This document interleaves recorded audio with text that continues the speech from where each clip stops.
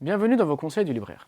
L'islam a incité les croyants à aller à la recherche de la connaissance, a incité les croyants à demander l'augmentation de son savoir. Mais le savoir n'est pas uniquement le fait de connaître le Coran ou de connaître les hadiths. Le savoir est beaucoup plus vaste. Le savoir, c'est de comprendre ce monde, de chercher à augmenter ses connaissances, mais les connaissances multiples. C'est-à-dire que les connaissances ne doivent pas être isolées les unes des autres, mais les connaissances doivent être unies entre elles afin qu'on ait une compréhension juste de ce monde, une compréhension juste de notre religion, et qu'on apprenne par cela à connaître notre Seigneur, à découvrir notre Seigneur à travers justement la grandeur et la beauté de la création.